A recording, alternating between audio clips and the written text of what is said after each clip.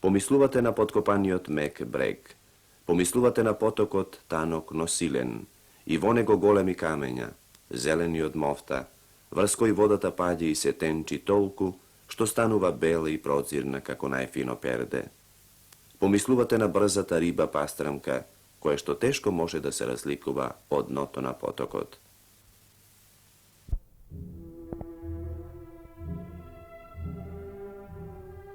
Тука стојат, подалеку од румот, неголеми села, што оддамнина му го свртуваат грбот на минувачот, или некоја црквичка, која што само со парче од кубето, надзирнува од зацртот на ридот, каде што се повлекла и се засолнила уште од времето на некој си лош цар агаријански.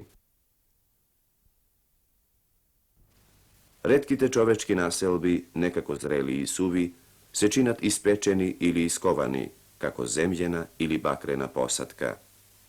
Тука никнале и тука останале векот да си го векуваат такви какви што се.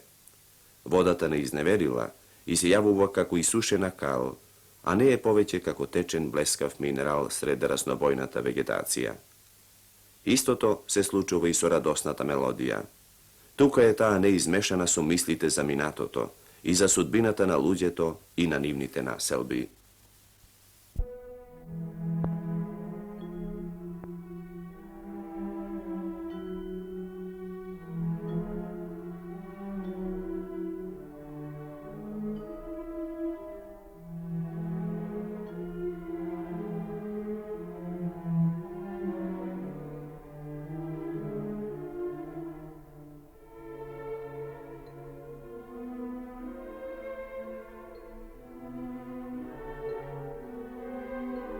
Веднаш по жалната вест за смртта на големиот југословенски романсиер, раскажувач, поет и есеист Иво Андрич, снимивме интервјуа со повеќемина македонски културни работници кои имале можност посуштински да се запознаат со делото на Иво Андрич или пак лично го познавале писателот.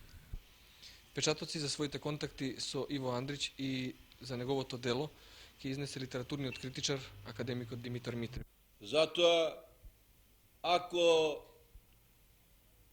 сите предели на нашите поднебија го губат својот најзадлабочен толкувач, ако историската повест и филозофијата нивна го губи својот синоним, чија слава е разнесена во целиот свет, и нашиот македонски човек и нашиот македонски народ губи со смртта на Андрич еден свој навистина голем и искрен пријател. Благоја Иванов, председател на Друштвото на писателите на Македонија.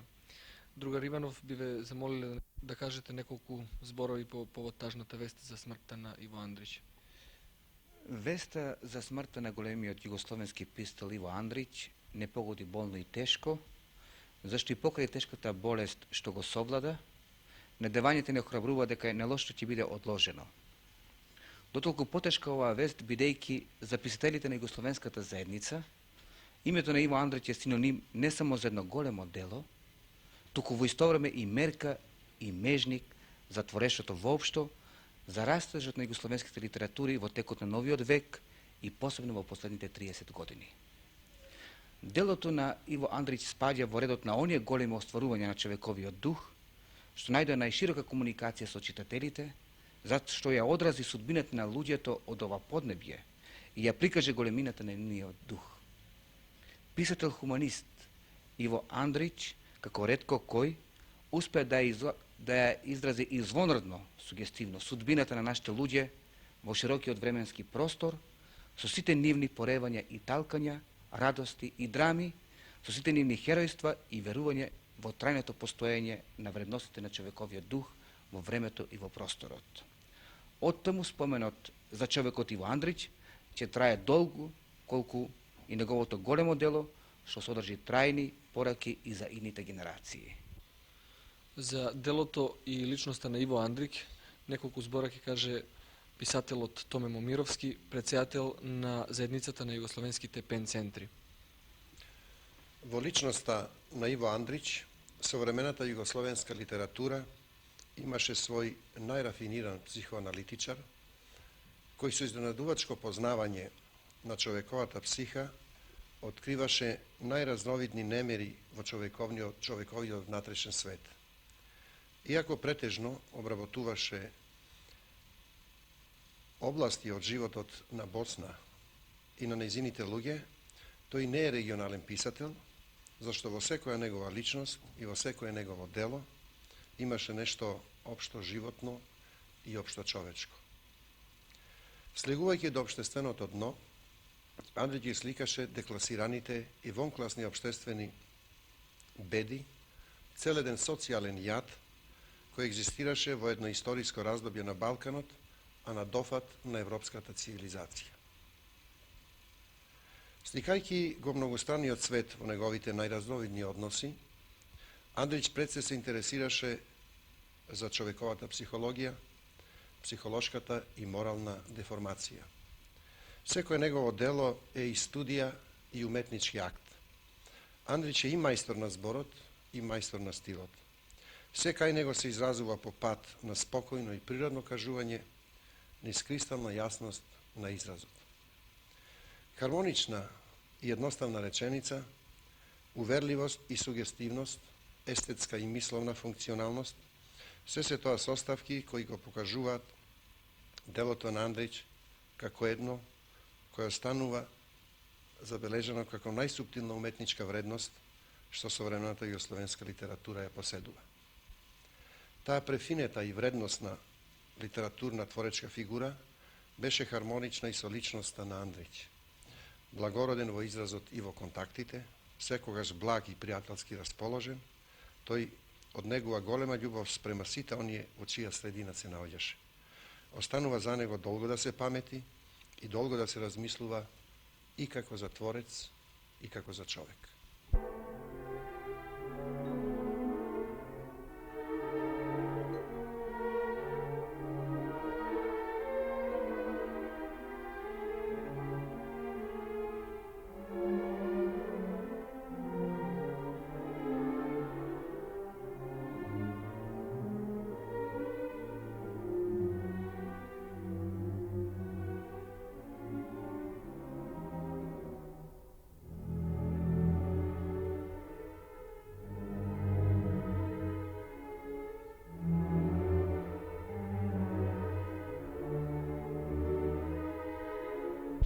Гане Тодоровски, писател. Другар Тодоровски, вие имавте повеќе контакти со Иво Андрич, па би ве замолиле да кажете неколку збора за тие спомени. Во текот на 1954 и 1955, како секретар на Друштвото на писателите на Македонија, имав повеќе пати можност лично да разговарам, да контактирам, да бидам заедно со Иво Андрич. Тоа беше спроти одржувањето на Конгресот на писателите во Охрид, кога тој како потпредседател на Сојузот лично и беше еден од предлагачите тој конгрес токму во Охрид да се одржи. И по тој повод сакам да ги спомнам сите оние негови восхитувања, особено од дел на Македонија. Тоа се неговите омилени теми, долината на Радика, Охрид, кој што тој ги претвори во трајнен спомен преку своји убави записи за Македонија. Неговиот интерес за Македонија воопшто, неговите поддршки на македонските писатели во текот на повојните години. Сето тоа за мене ќе остане во еден траен спомен, како сеќавање на една голема личност, на едно од најзаслужните имиња на југословенските литератури воопшто. И токму затоа што можеби и тоа се совпадна со појавата на еден негов значаен текст, тоа беше краткиот роман Проклетата Авлија, кога можев понепосредно и во текот на неговиот престој во Скопје да разговарам за неговата проза, воопшто за неговиот тематски интерес, за неговата свртеност кон минатото, за неговите универзални писателски откривања на човекот. И ми се чини дека на еден начин ќе биде тоа можеби еден од моите најбогати доживувања како средба со писатели. Разговараме со Димче Левков, професор на Филозофскиот факултет во Скопје. Дугар Левков би ве замолиле да дадете една куса изјава за нашите гледачи по повод овој траурен момент. Пред неколку моменти ја чув тажната вест за смртта на еден од нашите најголеми писатели и завонредниот човек Иво Андрич. Загубата на овој наш голем писател и вонреден човек тешко ќе почувствуваат и нашите литератури и нашите народи, зашто неговото име представува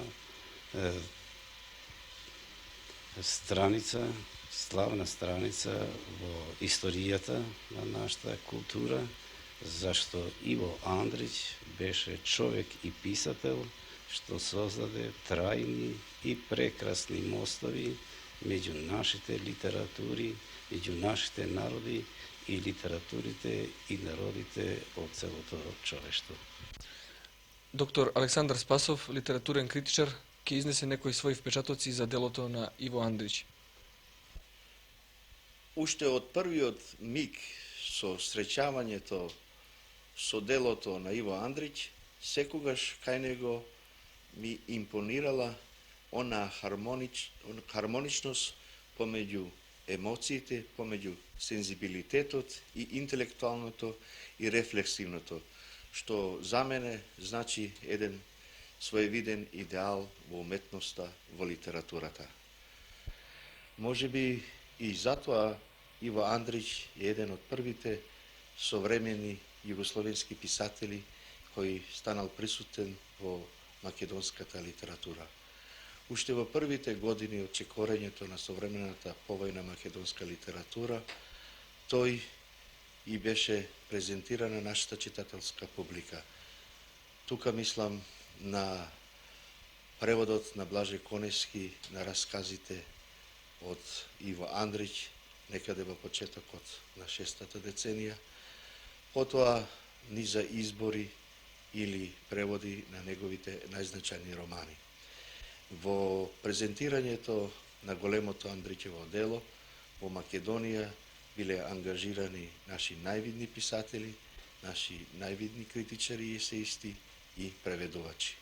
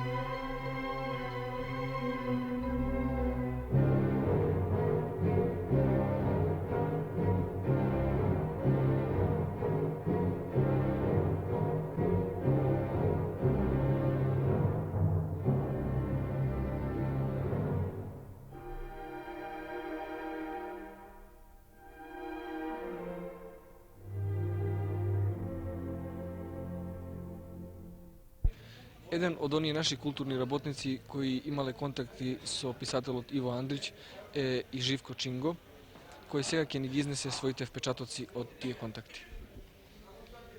Ке ми дозволите да го изнесам само она средба, да изнесам последна средба пред 2 години, кога ја имав таа среќа како председател на Сојузот на младите литерати на Југославија, да се сретнам и да поразговарам со писателот Иво Андрич во неговата куќа. Макар што го ценев неговото време, јас бев толку среќен кога Андрич ме задржа малку повеќе во неговата куќа, а тоа задржување значеше, зборувавме за Македонија, за Босна, за Радика Што е она што го натерала Андрич, како човек и писател, да пишува за Македонија? Во еден миг ми рече дека јас најдов многу блискост меѓу моите несреќни и поробени босанци со македонците кои од векови биле роб. И тоа беше таа прва мисла човекот за да се пишува. Тој разговор потраја подолго. Јас добив драгоценни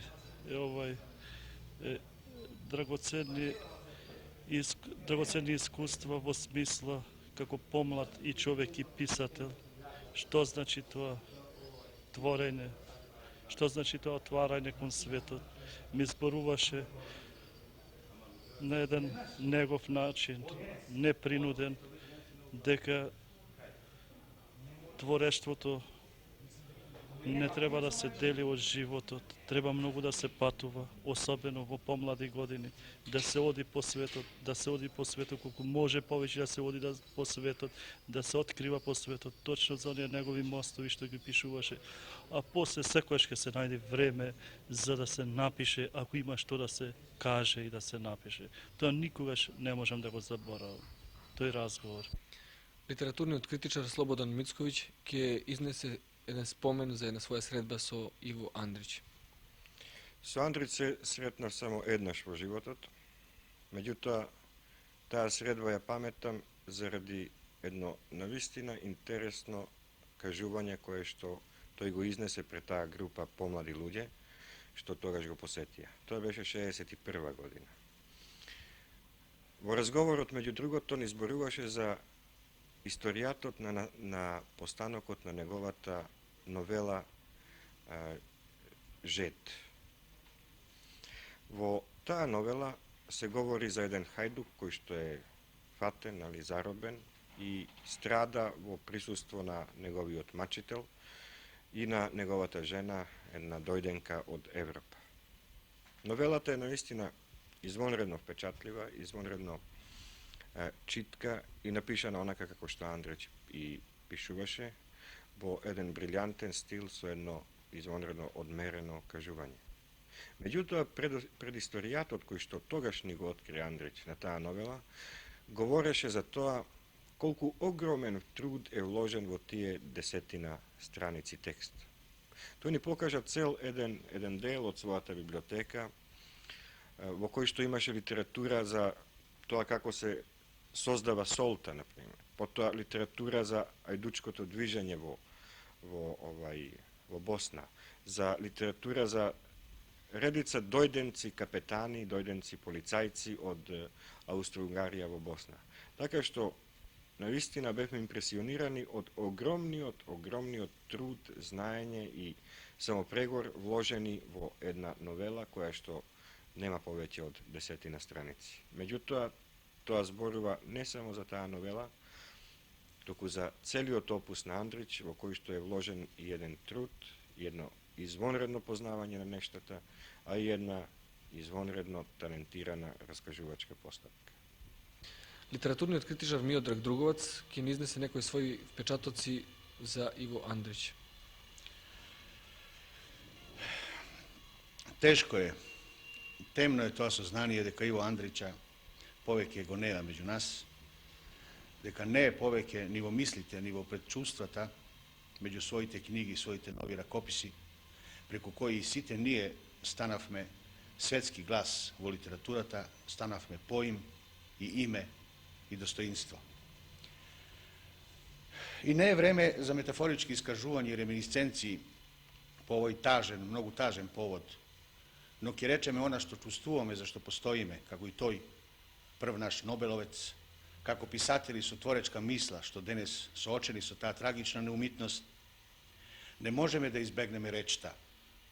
Денес нашите зборови во знак на почит ги спуштаме на половина копје.